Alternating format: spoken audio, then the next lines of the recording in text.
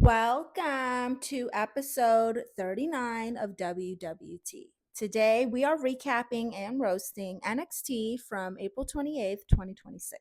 So the first match that we had was Miles Bourne versus Saquon Sugars from the Dark State. Saquon Sugars comes out looking like Obafemi stopped taking steroids, dressed like a checkerboard. Miles Bourne just looks like some, white collar, like crypto bro who got into wrestling because his daddy paid for it. So I think they're fighting for the North American Championship. They're going back and forth. Miles Bourne is kicking ass. I'm not gonna lie. He hits Saquon with like a suplex.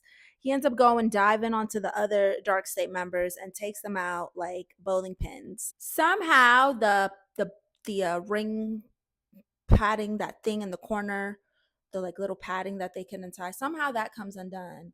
And of course, the Quan Sugars is going to take advantage. And somehow Miles Bourne got like hit in his esophagus with this thing. Now, I have been talking about how the Dark State is just falling apart. Like the Dark State is about to be the dark alleyway, okay? Because they have been really like going at Saquon Sugars and Dion Lennox specifically. So what ends up happening is Dion Lennox wants to help. So I think he gets a chair. He's trying to hit Miles Bourne with it, but Saquon Sugars is like, "Hey, you're gonna cost me my match," because I'm pretty sure I would have gotten disqualified. And of course, the distraction lets Miles Bourne take the title. He retains. You know how like what's his name? Deadpool, isn't he the one who's deaf? No, that's Daredevil. You know how Daredevil's like blind or whatever, but he can hear better? Or is he deaf? I need to watch Daredevil. Miles Bourne has that though. I think he has that. I think because he can't hear as well, he feels more. And so he can anticipate the moves better because he feels the vibrations. I don't know where I'm going with this, you guys. Okay, so then we get Tony D'Angelo. Tony D'Angelo comes out and they show his next opponent, who I'm pretty sure is just Shan Yu from Mulan. This mofo, okay, his jacket is definitely made out of crows. His jacket is definitely made out of crows and barbecued skin. What is that? And honestly, like you could just tell this guy is Japanese. Like he's definitely given like samurai, I will kick your ass. Like, be a man, we must be swift as the moving waters. We must be tough as a great tycoon. But he's Shan Yu. I don't remember if Shan Yu had a little song. Okay, he definitely had a pet hawk. And that's who this guy looks like. They don't even tell us his name. All right, he just comes out, and apparently, this is who Tony D'Angelo got to fight next. So I'm excited. They took away my boy Luca effing Crucifino. Now I got to fight Mulan's dad. What is this? Okay, y'all. So up next, we had Sean Legacy and EK Prosper, who is formerly known as Eli Knight, but I think we all know why they had to change his name. Eli Knight, Eli Knight. Yeah, you got to change your name. Yeah.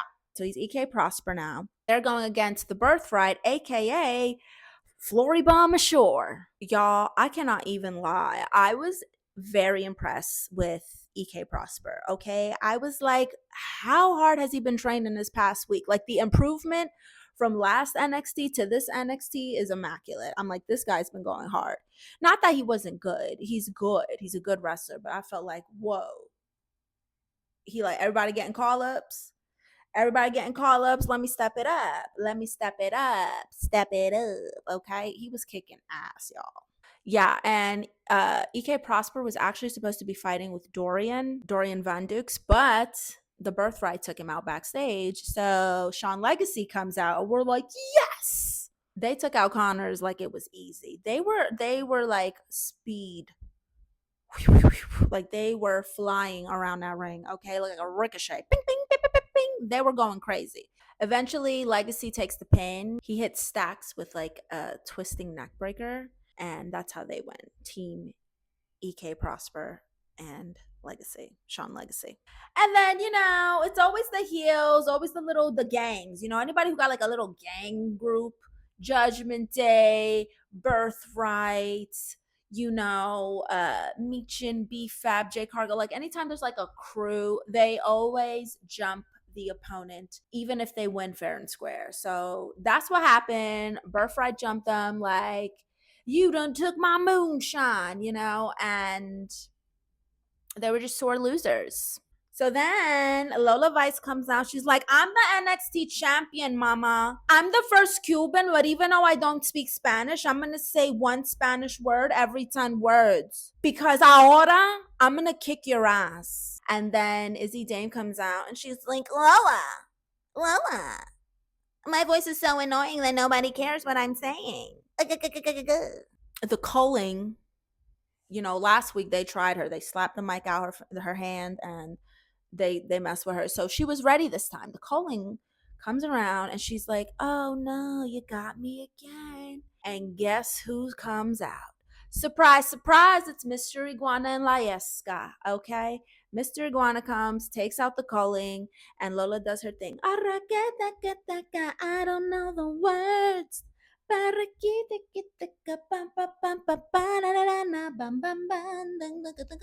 Honestly, Mr. Iguana and Lola Vice, they're fun together. I like them. I just feel like when it comes to them on AAA, it's like they just keep having the same fight over and over. Attention, WWE fans. If you're going to shop WWE's merch, and that includes tees, hoodies, belts, whatever area you're in, make sure you use my official WWE affiliate link. The exact same merch, the same prices, but you just support me in the process. So before you check out, click my link first in the description. WWE gets paid, you get merch, and I get commission. Everybody wins. Our next match is newcomer Lizzie Rain versus Nikita Lyons. Nikita Lyons comes out dressed like Harley Quinn. Okay, I don't know what this black and red like fishnet. It's given very much. Hi, Mr. J. It's given very Harley Quinn. Lizzie Rain. I like her '80s rock star gimmick. She looks like Billy from Stranger Things, but I think it works. I think it's different. I will say I like how she calls herself the Metal Maiden, and her little art thing is very clearly inspired by Iron Maiden. So it looks, they're going back and forth. Nikita's doing her thing. She's doing pretty good. I'm not going to lie. Like, I personally don't care for Nikita Lyons. I don't know. It's just something about her. It's just like she just does too much and not enough wrestling, if that makes sense. So she's, it seems like she's going to win this. It looks like on paper, Nikita's going to take this. But then Lizzie Rain is like, oh, I've got something to prove. I'm new. And she ends up winning. Lizzie Rain ends up winning. They're going back and forth. Lizzie Rain kicks ass. So Lizzie Rain hits a Thunderstruck and takes the win. Good for you. Keep it going. I like the look, You look like someone who makes a really good casserole in the 80s. So up next, we got Kalani Jordan versus Ren Sinclair. Now, these two been going back and forth. They've been talking they smack. They was backstage, and Ren's like, well, ba ba ba ba ba. And Kalani is crazy. Like, honestly, when I saw this happening, I was like, well, pretty sure Kalani's going to take it. Like, I think Kalani's going to take this. And spoiler alert, she does. It was a really good fight. I felt like this was a good match. Ren's knee ended up hurting her, and I feel like that's what cost her the match. She hit like a shotgun drop kick, and I guess she botched or landed funny. Somehow it hurt her knee. She did the shotgun drop kick, and that's how she hurt her knee. Okay, I don't know what she did, but that seems to be what did it. And Kalani obviously is going to take advantage. She was like, "Oh, your knee hurts again? Another one, another one, another one, another one, another one." So they're going back and forth. Kalani's kicking ass. Kalani's looking real cute. I really like her hair. I like her hair half up, half down. She looks very pretty. Ren Sinclair, just always, to me, she's always dressed like a slutty referee. I don't know. She's always got these like black and white stripes. Like, just like a sexy referee. Eventually, Ren attempts a final wrench, but her knee gives out. And Kalani hits her, that split move she does. What is it called? The split-legged moonsault. And Kalani wins. We saw that coming, didn't we? Didn't we? It's main event time. Main event time. We got Ricky Fricky Saints versus Shiloh Hill. The way they introduced Shiloh Hill to NXT was mad corny to me. Like, he's a hacker. What does this have to do with wrestling? This is wrestling. Bah, bah, bah, bah, bah. So I wasn't feeling Shiloh Hill at first, but the first time he actually wrestled, that boy good. Okay, he reminds me of the Undertaker and Mick Foley, which is like the best. That's like such a compliment, Shiloh Hill, if you're watching. Amazing, amazing, amazing. Anytime I see Shiloh Hill, I mean, the man takes out his tooth as a super move. His thing is toothless aggression. That's clearly not somebody you want to mess with. I'm sorry, you could just pop your tooth out. It goes flying anywhere and everywhere, and he puts it back in his mouth. That's a psychopath. That's a sociopath. That's a lunatic. That is someone who will kick your ass. So, of course, the bell rings. Ricky Saints is immediately going ham. He comes out like he's going to teach Zumba to gay dudes.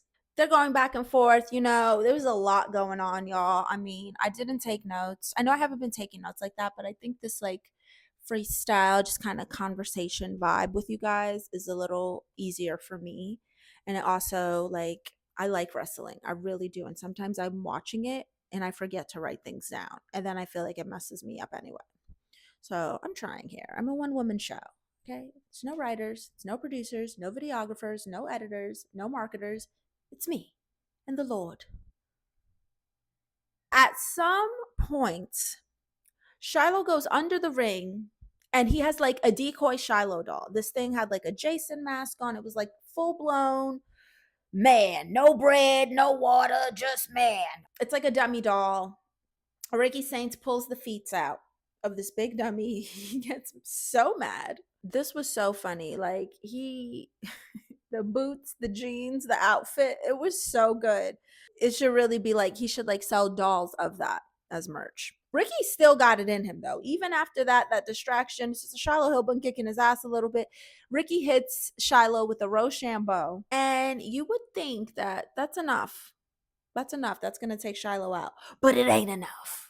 Yeah, I'm not really sure how it went down. Shiloh starts like slapping him really hard. It was really epic, and Shiloh Hill takes a win. You deserve it. Bop, bop, bop, bop, bop. But apparently, Ricky Saints is going to, I believe, SmackDown. I think Ricky's going to SmackDown, so this is a good way to kind of say goodbye. He lost, so now he's moving on. But yeah, guys, so this was NXT. Thank you for watching WWT. If you like wrestling as much as I do, make sure you turn on the bell, hit the notification, subscribe, like it, leave a comment, share it. It helps. Check out my WWT playlist for old episodes you may have missed. Click the link in my bio for more of me. Follow my socials, get a cameo, check out my stand store. I offer coaching, ebooks, content ideas, checklists for social media, live streaming guides, all kinds of goodies on my stand store. They're digital products, so they will be emailed to you immediately after purchase, and you can book an hour coaching call with me. Thank you. I'll see you guys next time. Bye.